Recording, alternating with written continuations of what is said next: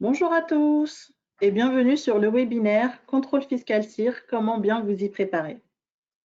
Je suis Jamila Revel et je suis responsable marketing au sein d'Eming et j'aurai le plaisir d'administrer ce webinaire aujourd'hui.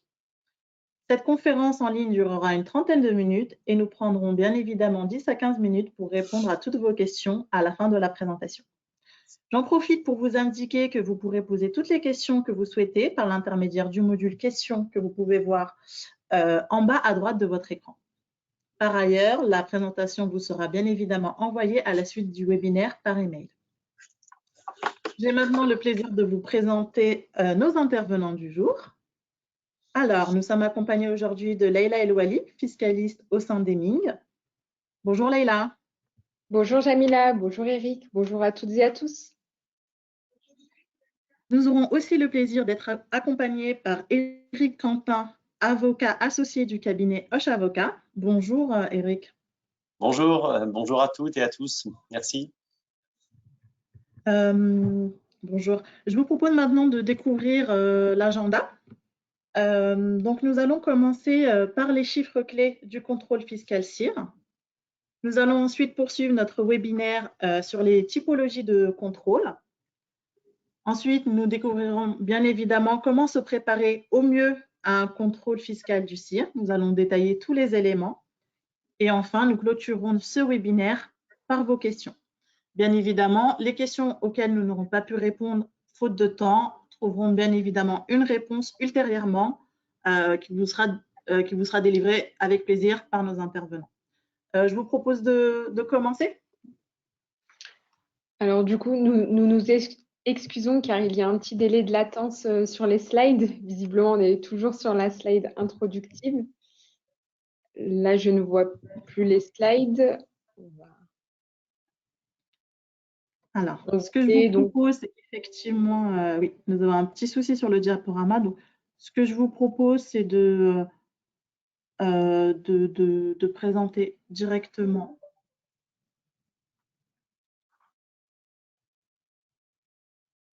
Voilà. Est-ce que vous voyez mon écran, Leïla? Alors du coup, on le voit, mais pas en mode diaporama. Alors, malheureusement, le diaporama a un petit souci.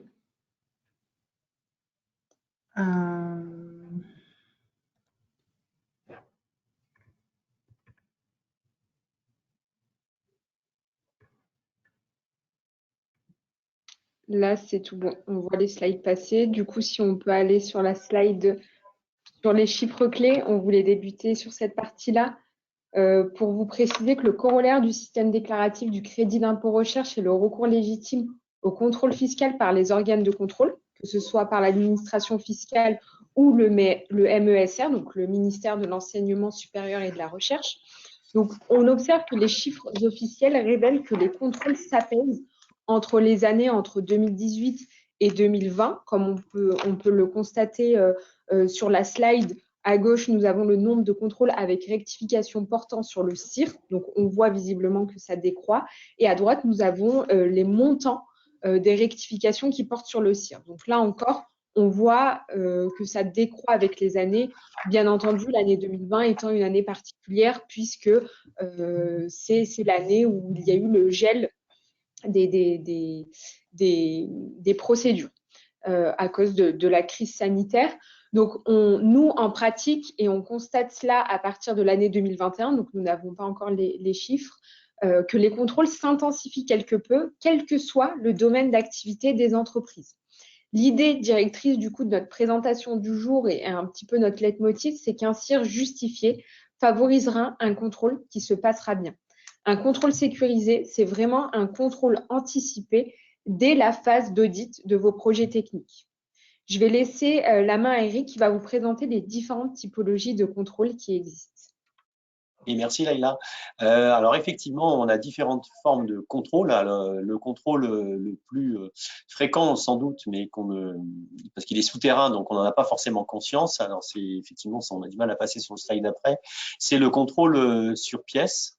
Alors je sais pas si. Alors, excusez-nous, on a un petit problème technique sur le passage des slides.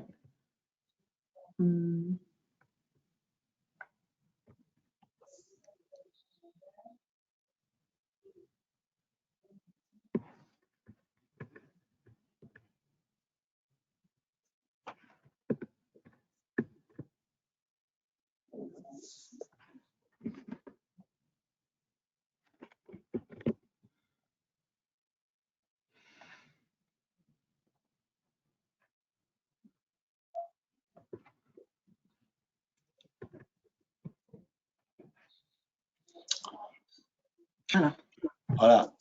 C'est reparti. Donc, le contrôle sur pièce, en fait, c'est l'administration fiscale qui va de manière souterraine examiner la situation fiscale des contribuables à partir de leurs déclarations, de ce dont elle a connaissance, bien entendu. Et si elle constate des anomalies ou bien des insuffisances, des inexactitudes, eh bien, elle va généralement adresser une demande d'information ou une demande de renseignement à la société pour lui demander d'apporter des justifications ou des éléments probants ou des fichiers complémentaires. Et en matière de crédit impôt recherche, c'est assez fréquent en fait que l'administration fiscale procède de cette manière et également qu'elle fasse une comparaison avec ce qui a été produit les années précédentes. Il n'y a pas que l'administration fiscale d'ailleurs qui s'intéresse également à tous les documents justificatifs qui sous-tendent le crédit impôt recherche. Il y a également, comme le disait Leïla, les experts du ministère de la recherche, puisque le MESRI intervient pour vérifier la réalité de l'affectation des dépenses de projets de R&D éligibles au CIR. Alors, on va le voir peut-être sur le slide suivant avec une arborescence en fait des différentes interventions des experts du MESRI qui eux aussi peuvent envoyer des demandes de justification aux entreprises concernant leur déclaration de crédit d'impôt recherche avec des demandes d'informations complémentaires. Et notamment, ces demandes d'information peuvent porter sur les heures déclarées, les qualifications des chercheurs. Alors, je pense qu'on a du mal à passer les slides là.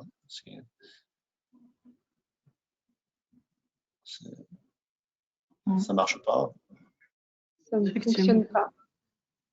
Ce que je vous propose, c'est de peut-être continuer ainsi, comme ça au moins on est sûr de pouvoir…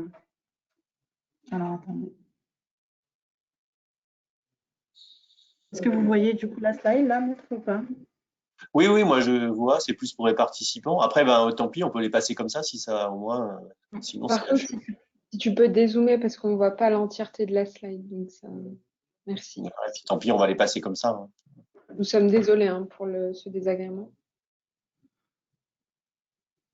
On peut passer au slide suite. Voilà. Donc là, vous avez sur l'arborescence avec les demandes de justification qui peuvent être adressées aux experts du MESRI, notamment si l'administration fiscale les a saisis du sujet pour demander des informations complémentaires sur l'expertise technique, sur les heures passées, et ensuite il peut y avoir une nouvelle demande d'information. Mais attention, en matière de crédit impôt recherche, seule l'administration fiscale est compétente pour procéder à des redressements ou à des rectifications des crédits d'impôt déclarés. Donc, le MESRI émet un avis, mais l'administration fiscale n'est jamais liée par cet avis. Elle peut décider de manière autonome de le suivre ou pas, ce qui est quand même assez rare en pratique, lorsqu'il y a une expertise du MESRI, qu'elle soit faite sur pièce ou dans le cadre de rencontres avec ce qui est plus rare avec le contribuable. De toute manière, seule l'administration fiscale a la main pour notifier. Alors, du reste, Leïla, vous allez nous parler de la vérification sur place qui demeure assez importante en pratique. Effectivement, Eric, donc le contrôle sur place, plus communément appelé la vérification de comptabilité, c'est un contrôle a posteriori qui se situe dans les locaux de l'entreprise qui est contrôlée. C'est un contrôle qui est assez fréquent et dans ces cas-là, un avis de vérification de comptabilité va être transmis à la société qui est contrôlée et donc dès lors vont débuter les opérations de vérification sur place. Donc c'est l'étape 1 à 3. Elle va se clôturer par une réunion de synthèse. Ce n'est pas obligatoire, mais généralement c'est le cas.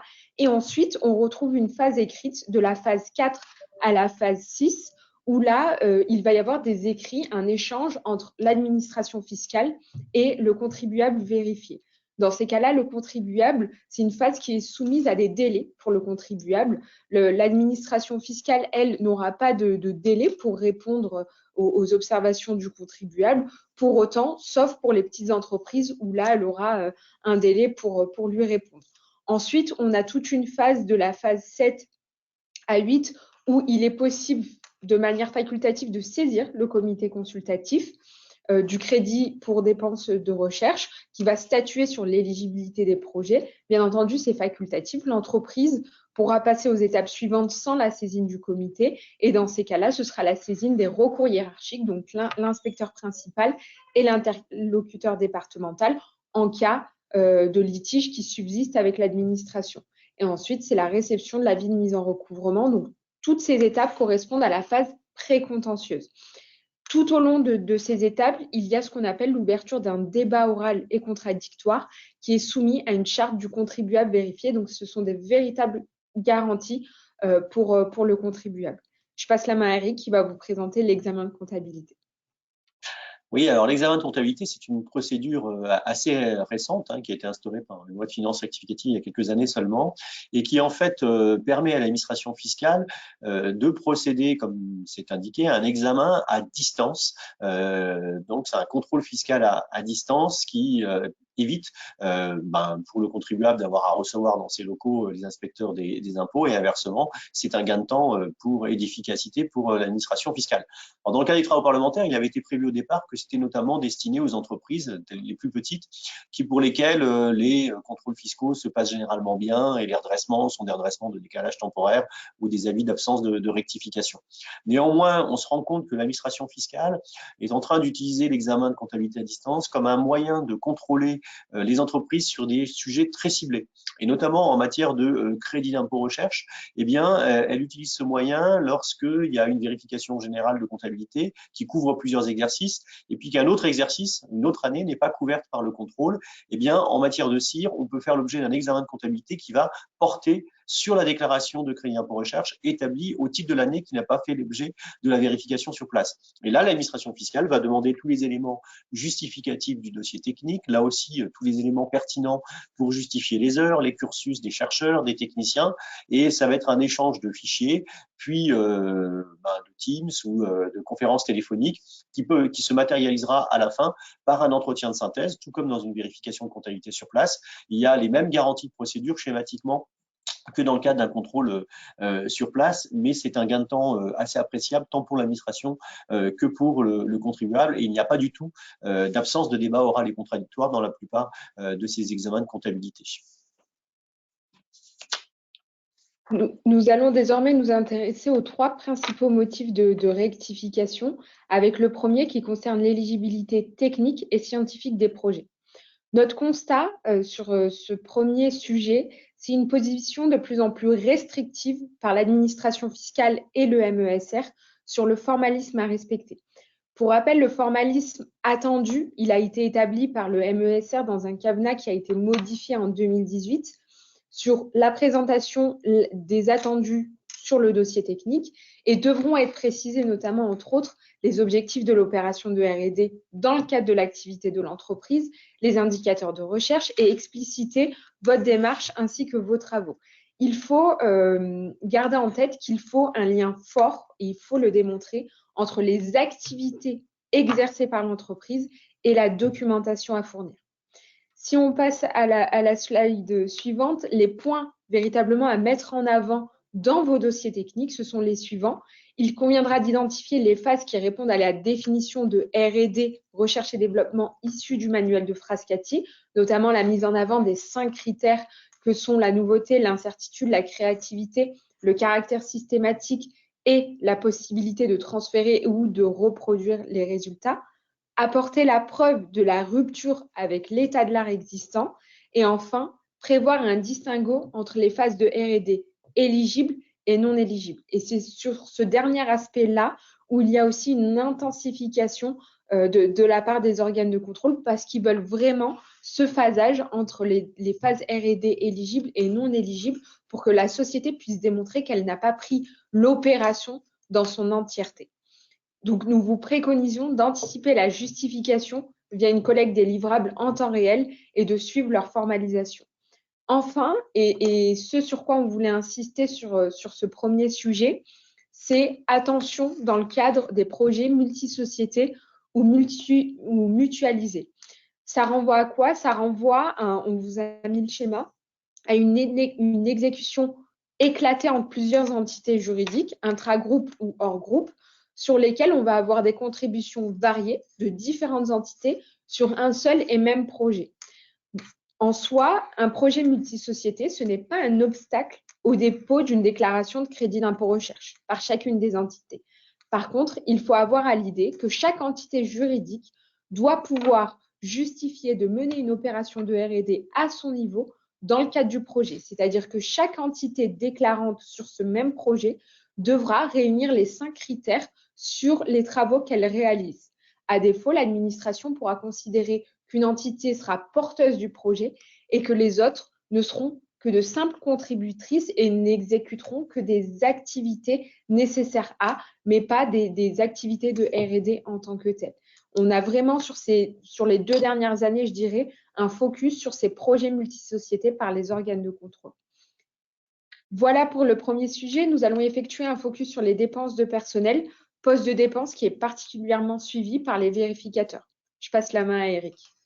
Oui, on rappelle en effet que les dépenses de personnel constituent pour la plupart des entreprises quasiment les 2/3, voire les 3/4 de l'assiette du crédit d'impôt recherche. C'est pourquoi aussi l'administration fiscale est très vigilante sur ces dépenses. Alors effectivement, vous avez 4 pavés. Vous avez d'une part la qualification des personnels éligibles.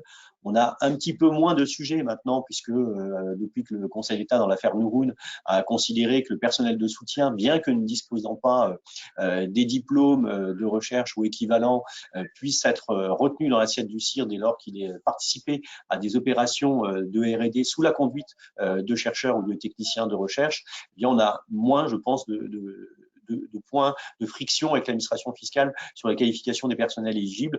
L'administration, évidemment, est en droit et elle ne s'en prive pas de demander l'ensemble des éléments justificatifs probants nécessaires, tels que les CV, les fiches de poste, les descriptions de poste, etc. En deuxième point, qui est toujours un point de friction en revanche, lorsqu'on a des cadres de recherche, l'administration fiscale considère toujours qu'il n'est pas possible de prendre 100% des temps affectés à la R&D de ces dépenses de personnel afférentes au cadre, au motif que ceux-ci ont nécessairement des fonctions de management, de formation, et dont le plus souvent, eh bien, l'administration dit c'est 80, 85, 90%, mais ça peut pas être 100%. Bien que sur le principe, la jurisprudence, certaines décisions du juge du fond ont reconnu qu'il était tout à fait possible, à la condition qu'on le démontre, que de retenir l'intégralité des temps affectés à un projet par un chercheur ou un technicien de recherche. Troisième sujet de friction, et c'est sans doute celui-ci aujourd'hui le plus important, on va y revenir dans quelques minutes à propos des entreprises du service numérique, c'est la justification des temps passés. Et là, force est de constater que les exigences de l'administration fiscale sont de plus en plus lourdes, et celles de Messry également. En effet, l'administration fiscale exige maintenant quasiment dans beaucoup de dossiers en tout cas un détail heure par heure, brique par brique des heures affectées à la R&D, ce qui peut être plus simple dans certaines entreprises mais qui est très complexe lorsque vous avez des entreprises où plusieurs dizaines de chercheurs ou de consultants sont affectés à des projets de R&D et que c'est une brique globale et qu'il n'y a pas nécessairement des timesheets ou des justificatifs de temps qui sont faits heure par heure mais plutôt journaliers ou hebdomadaires voire mensuels dans certaines situations. Donc là, on ne peut qu'inciter les entreprises à améliorer, si cela est possible, leur process, parce que malheureusement, on est passé sur un degré supplémentaire d'exigence de la part des autorités fiscales sur ce plan. Dernier point, c'est les cotisations sociales obligatoires à prendre en compte dans la notion de rémunération. Là aussi, on a beaucoup moins de sujets de friction avec l'administration fiscale. Il y a eu de très nombreux contentieux qui ont abouti à des décisions du Conseil d'État. Et aujourd'hui, le périmètre des charges sociales obligatoires à prendre en compte dans la notion de dépenses personnelles est à peu près clarifié. Leïla, je pense qu'il y a encore quelques zones de friction, mais elles sont très marginales. Alors, si on va sur le slide suivant, évidemment, pour chaque personne, eh bien, on va devoir se poser la question si cette personne est bien qualifiée au sens du crédit d'impôt recherche, avec ce que je vous disais tout à l'heure, les diplômes, les CV, les contrats de travail, les fiches de poste, est-ce qu'on dispose de relevés de temps détaillés, et puis de ce qu'ont effectué en fait les chercheurs dans le cadre des opérations de R&D conduites par l'entreprise. Donc ça, c'est extrêmement important, puisque notamment dans les fichiers, eh bien, l'administration fiscale veut pouvoir comparer les temps de travail, la durée du temps de travail des personnes avec le temps de travail consacré au crédit impôt recherche et pointer les éventuels dysfonctionnements. Alors, dans le monde des entreprises, des services numériques, si on passe au slide suivant, on a actuellement une zone de friction très très forte, puisque l'administration fiscale a du mal à comprendre comment le modèle des ESN, qui consiste à détacher ou du moins à envoyer des consultants, des ingénieurs chez des clients, chez les donneurs d'ordre, comment c'est conciliable avec le fait de réaliser de la R&D pour le compte propre de l'entreprise en question, c'est-à-dire du prestataire non agréé dans cette hypothèse, puisque le prestataire, on le sait depuis les affaires Soprasteria, Capgemini et Altran, peut développer de la R&D pour son compte et à son initiative, quand bien même les dépenses sont refacturées au client. Mais néanmoins, l'administration fiscale s'estime un peu choquée du fait que des chercheurs ou des consultants, des ingénieurs peuvent être détachés chez les clients et mener à 100% ou un peu moins des projets de R&D pour le compte de l'entreprise qui les emploie. Et là, elle est très exigeante en matière de justification des temps passés. Il faut bien démontrer d'une part que les travaux de recherche ont été effectués pour le compte de l'entreprise qui est en prestataire et non pas pour le compte du client qui, lui, souhaite avoir des livrables et ne demande pas, en fait, des opérations de R&D. Et puis d'autre part, bien justifier la cohérence entre les heures déclarées chez les clients et les heures déclarées sur des projets de R&D qui sont pour le compte de l'entreprise qui emploie ces chercheurs. Donc, sur les projets dits externes, dans les entreprises du milieu ESN, il faut vraiment avoir là aussi conscience que les redressements sont de plus en plus importants et que malheureusement, les premières décisions de juges du fond, qui vous sont citées sur le slide, vont dans cette tendance exigeante sur la justification de la preuve objective et du fait que les heures passées correspondent bien à de la R&D passée pour le compte de l'ESN chez les clients. C'est-à-dire qu'il faut démontrer qu'on a fait deux choses en même temps, qu'on a capitalisé en quelque sorte en travaillant chez les clients pour mener des projets de R&D qui seront utilisables et réemployables ensuite par l'entreprise qui emploie les consultants. Là, je crois que vous reprenez la parole. Exactement.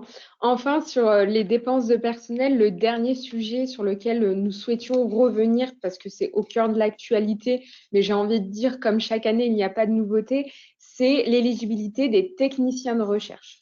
La jurisprudence est venue rappeler, encore une fois cette année, que la qualification du personnel ayant un bac+2, un bac+ droit, est démontrée au regard du CIR, et donc ce personnel est éligible au regard du CIR dès lors que soit ils ont participé directement à des opérations de recherche effectuées par la société déclarante, ou soit ils ont contribué sous la responsabilité d'un chercheur ou d'un ingénieur à définir les besoins fonctionnels auxquels devaient répondre les opérations de R&D développées par la société.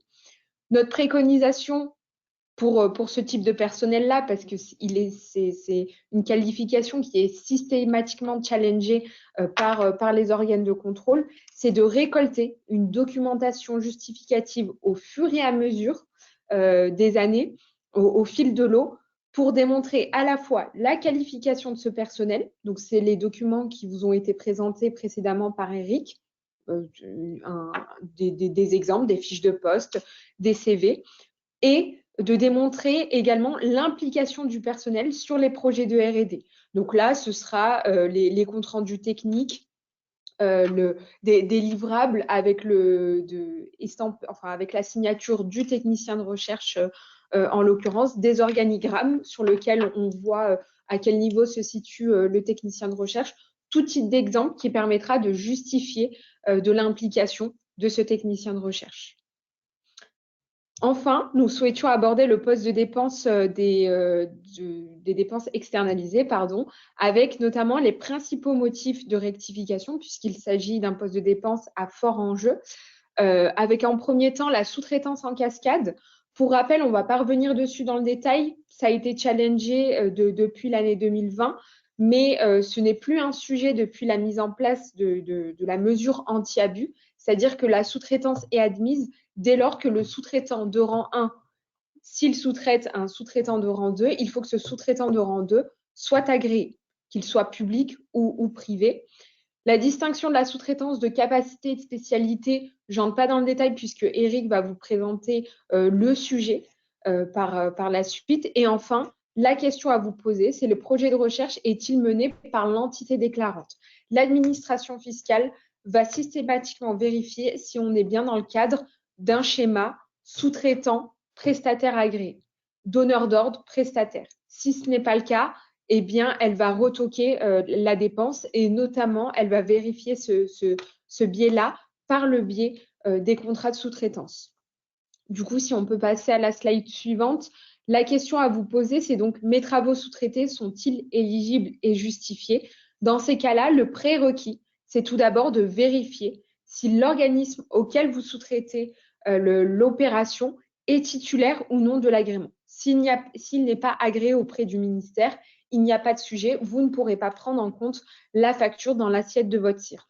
Même si, et je le rappelle, depuis le 1er janvier 2022, les organismes publics de recherche et assimilés devront être titulaires de l'agrément depuis la loi de finances 2022. Si votre organisme est agréé, eh bien dans ces cas-là, il sera possible de prendre en compte les factures de sous-traitance. Par contre, attention, chaque euro doit être justifié. Par le biais des contrats, il faudra démontrer le lien avec les projets menés en interne, déterminer le cahier des charges s'il y en a un. Autant que faire se peut, il faut que le sous-traitant vous fournisse des livrables qui vous présentent les développements réalisés par le sous-traitant. Et enfin, des factures avec des liblés non pas génériques, parce que là encore, on a pas mal de jurisprudence où l'administration et les juges du fond retoquent les factures trop génériques, mais des factures avec des liblés techniques pour dissocier le montant alloué et associé aux travaux vs le montant associé, par exemple, à la refacturation de matières premières, par exemple. Donc, voilà globalement les attentes des administrations fiscales. Eric, je vous passe la main. Oui, alors en matière de dépenses externalisées, c'est vrai qu'on a toujours de très nombreux redressements. Vous savez qu'on a deux situations, hein. Soit on externalise des dépenses au profit d'un organisme agréé par le ministère de la Recherche, et dans ces cas-là, c'est le donneur d'ordre qui peut prendre en compte les dépenses externalisées dans l'assiette de son CIR, à la condition évidemment qu'elles portent sur des opérations de R&D. Et puis deuxième situation, lorsque on externalise des dépenses au profit d'un organisme non agréé, et donc là, il n'y a pas de risque de double prise en compte d'une même dépense dans l'assiette du crédit impôt recherche, bien sûr, puisque le donneur d'ordre ne peut pas prendre en compte les dépenses dans l'assiette de son CIR, et le prestataire non agréé peut éventuellement les prendre en compte si lui-même démontre qu'il effectue de la R&D pour son compte et à son initiative. Alors, en ce qui concerne les travaux externalisés, les attentes de l'administration fiscale et des experts du MESRI sont de plus en plus importantes, et chaque année, on franchit un échelon supplémentaire. On rappelle tout d'abord que les dépenses externalisées doivent porter sur des travaux de R&D, c'est-à-dire qui satisfont aux 5 critères définis par le manuel de Frascati, à savoir les nouveautés, créativité, incertitude, systématisation et transférabilité de la R&D.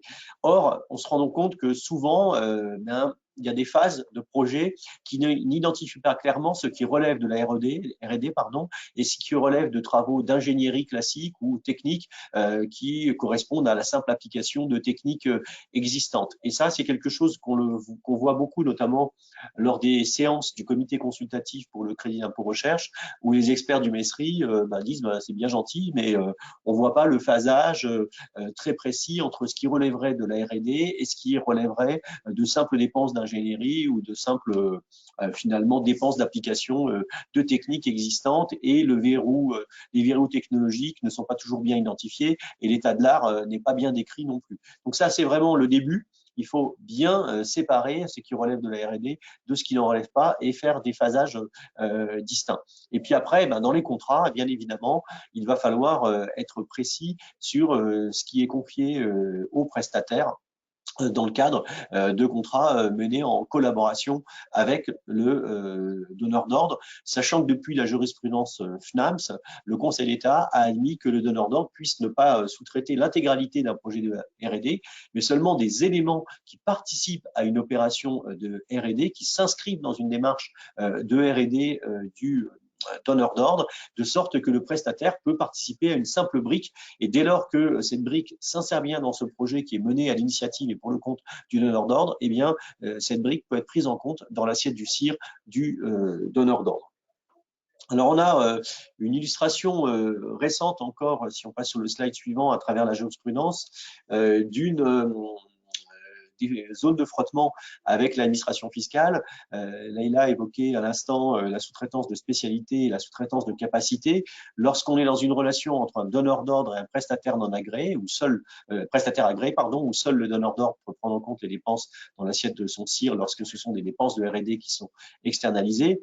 Jusqu'à présent, les experts du MESRI et l'administration fiscale considéraient que seule était éligible la prestation sous-traitée dite de spécialité. C'est-à-dire qu'on allait faire appel chez le prestataire agréé à des spécificités que n'avait pas le donneur d'ordre. Par exemple, des chercheurs qui ont des diplômes bien particuliers ou des qualifications spécifiques. Par contre, lorsqu'on était en sous-traitance dite de capacité, l'administration fiscale s'opposait à cette prise en compte, et notamment lorsqu'elle estimait qu'on était face à des travaux menés en régie et considérait que le donneur d'ordre ne pouvait pas prendre en compte les factures établies par les prestataires agréés en pareille hypothèse. Eh bien, la Cour administrative d'appel de Paris, dans l'affaire Arcamis, dans une décision rendue le 28 juin 2022, qui vous est citée ici, a battu en brèche la position de l'administration fiscale et a confirmé au demeurant, dans une affaire différente, la position qui avait été retenue par les juges du tribunal administratif de Montreuil en 2021 dans le cadre d'une affaire opposant la société Softatome à l'administration fiscale. Donc, la prestation en régie est éligible au titre de la sous-traitance dès lors que cette opération est nécessaire et que la prestation de recherche est nettement individualisée et sincère dans une opération de R&D qui a été menée pour le compte et à l'initiative du donneur d'ordre. Et enfin, la dernière jurisprudence qu'on voulait vous présenter, qui est toute récente, qui date de septembre 2022. Rien de nouveau, mais quand même, et comme le disait Eric, on voit que c'est un poste de dépense qui est challengé, le poste de dépense de la sous-traitance. Le Conseil d'État est venu rappeler les modalités applicables en matière de sous-traitance.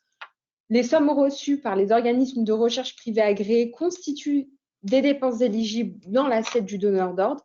Par contre, attention, en revanche, il faudra démontrer cette relation donneur d'ordre prestataire agréé, puisque certes, l'organisme de recherche sous-traitant par principe doit déduire ces dépenses-là de l'assiette de son CIR. Par contre, il est prévu que lorsqu'il engage des dépenses de recherche pour son propre compte, même si elles sont suscitées par l'exécution de prestations pour le compte d'un tiers, eh bien, dès lors que cette opération ne constitue pas une opération de R&D en tant que telle ou une tâche nécessaire pour le donneur d'ordre, eh bien, le sous-traitant peut intégrer ces dépenses-là dans l'assiette de son CIR, bien entendu, si elle se rattache à une opération de R&D en propre menée par le sous-traitant agréé. Donc, le point de vigilance sur cette slide-là, c'est un petit peu le point de vigilance dont on vous parle depuis le début. C'est attention au contrat de sous-traitance, à la rédaction du contrat de sous-traitance et surtout à la clause de propriété intellectuelle, de bien définir à qui appartiennent les résultats communs. Est-ce qu'ils sont communs? Est-ce qu'ils appartiennent qu'à l'entreprise? Est-ce qu'ils appartiennent uniquement aux prestataires agréés? L'administration fiscale effectue une lecture très attentive de cette clause-là dans les contrats de sous-traitance. Oui, et c'est vrai que sur les projets dits externes, eh bien, l'administration fiscale est très attentive à savoir si effectivement, comme c'est indiqué dans la dernière phrase du considérant de la décision du Conseil d'État, si finalement on peut identifier très clairement quels sont les travaux menés par le prestataire pour son propre compte et à son initiative par rapport à ce qui est commandé par le client qui lui veut un livrable spécifique. Et donc, il faut bien pouvoir identifier cela et avoir une matérialité des dépenses engagées pour le compte de l'ESN. Pour les projets internes, c'est évidemment plus simple puisque généralement, il s'agit de personnes qui sont en intercontrat et qui vont travailler sur des projets internes à l'entreprise des services du numérique. Mais là aussi, il faut pouvoir démontrer qu'on est bien sur une opération éligible à la R&D et non pas sur une simple dépense d'ingénierie. Donc, il faut faire ressortir le caractère du développement expérimental de la dépense en question. C'est toute la difficulté de bon nombre de litiges et de contrôles aujourd'hui. Je pense qu'on en a terminé et si vous Vous avez des Merci questions? beaucoup. Ouais, merci beaucoup, maître. Merci beaucoup, Leïla. C'était très complet, c'était très riche. D'ailleurs, je me permets de vous présenter, de vous représenter justement le guide crédit d'impôt recherche dans lequel vous aurez tous les éléments de réponse que nous avons vus. Vous aurez aussi la nouvelle tendance qui se dessine au regard des chefs de rectification et les différents contentieux qui ont été clarifiés. Donc, ce guide est disponible sur notre site, mais vous pourrez aussi le télécharger une fois que la présentation vous sera remise. Désormais, je vous propose de passer aux questions. Il y en a eu pas mal.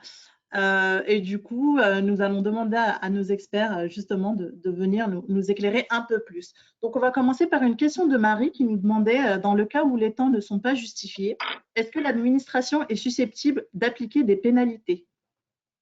Ah, alors là, oui, malheureusement, comme le disait là en introduction, on a une très forte augmentation des contrôles sur le CIR depuis plusieurs mois, enfin depuis l'année dernière, et on a également une très forte augmentation de l'application des pénalités pour manquement délibéré de 40% dans deux types de situations. Lorsque il apparaît à l'administration que des projets sont clairement non éligibles et que l'entreprise ne pouvait pas l'ignorer, notamment parce elle a un département fiscal ou elle a des chercheurs, elle fait appel à des conseils en innovation. Premier chef. Deuxième chef, c'est sur l'exagération des heures. Et là, on constate que très souvent, les experts du MESRI disent « Ah, bah moi, si ça avait été moi, j'aurais fait ce projet, je l'aurais mené en beaucoup moins de temps avec mes équipes. » Et donc, l'administration fiscale considère que lorsque l'entreprise a manifestement surévalué ses heures et dans des proportions importantes, eh bien, ça mérite maintenant l'application des pénalités pour manquement délibéré. Alors, c'est quelque chose d'assez général qu'on retrouve d'ailleurs dans beaucoup de contrôles fiscaux, puisque le directeur du service juridique de la fiscalité à Bercy a annoncé il n'y a pas très longtemps qu'aujourd'hui, plus d'un contrôle fiscal sur trois voyait l'application de pénalités pour manquement délibéré de 40%. Donc, il faut être extrêmement vigilant sur ce point. Surtout dans le contexte de la loi fraude de 2018 où lorsqu'on a une réitération des pénalités pour manquement délibéré dans une période de 6 ans, eh bien, ça peut conduire à une transmission automatique au parquet. Très bien, merci maître. On enchaîne sur une question de Bernard qui nous demande est-ce que des modifications sont prévues dans le projet de loi de finances 2023 sur le CIR? Et là, peut-être, pour nous Alors, éclairer. c'est une très bonne question. Je touche du bois, j'en ai pas autour de moi, mais pour le moment, le crédit d'impôt recherche, les postes de dépenses en tant que tels ne sont pas challengés que ce soit par l'Assemblée nationale. Le projet est dans les mains du Sénat, mais pour l'instant, le Sénat non plus n'apporte pas de modifications substantielles sur le régime du crédit d'impôt recherche. Par contre, on voit qu'il est toujours dans le collimateur du gouvernement puisqu'il est prévu que 2 rapports soient émis au cours de l'année 2023, avant septembre 2023, sur à la fois évaluer l'efficacité du dispositif et notamment le recentrer un petit peu plus sur les PME au sens communautaire. Ils vont notamment effectuer des statistiques sur le poste de dépense de la sous-traitance, entre autres. Et enfin, ils vont étudier la possibilité de mettre en place un CIR vert et notamment au regard de quelques difficultés qu'est-ce qu'une activité verte, comment la définir, et enfin comment répondre aux difficultés sur le mécanisme européen qui conditionne un petit peu le régime du CIR et qui est une contrainte pour la mise en place d'un CIR vert. Donc voilà, à date, pas de révision sur le régime, mais je touche du bois, on n'est pas à l'abri d'une surprise. Super, merci Leïla. Enfin, on a une dernière question, on va enchaîner avec une dernière question d'une autre Leïla qui nous demande « Bonjour, le personnel détaché par une autre entreprise travaillant sur le projet éligible au CIR est bien éligible au CIR. Est-il bien éligible au CIR ?» Alors, ça dépend dans quelle relation on se situe. Est-ce qu'on se situe dans une relation entre un donneur d'ordre et un prestataire agréé ou un donneur d'ordre et un prestataire non agréé? Et après, parce que l'éligibilité des travaux, elle est différente. C'est-à-dire que dans la première relation, si le prestataire est agréé et que le donneur d'ordre lui confie des opérations de R&D, on est bien clair sur le fait que seul le donneur d'ordre peut prendre en compte les opérations. Et dans l'affaire Arcanis que je vous citais tout à l'heure, eh bien, la Cour administrative d'appel a considérer qu'effectivement, à partir du moment où les temps des personnels qui travaillaient, qui étaient qui provenait d'un prestataire extérieur travaillait sur un projet du donneur d'ordre était bien justifié et que le projet en lui-même était bien éligible, eh bien, il n'y avait pas de raison de ne pas les prendre dans l'assiette du CIR du donneur d'ordre. Par contre, si on est dans une relation prestataire non agréé donneur d'ordre, le donneur d'ordre ne peut pas prendre en compte les temps passés par le prestataire et c'est seulement le prestataire non agréé qui peut éventuellement valoriser du CIR à son niveau, pour autant bien entendu qu'il puisse justifier des heures passées et de l'éligibilité du projet au bénéfice du crédit impôt recherche. Les choses ne sont pas si simples.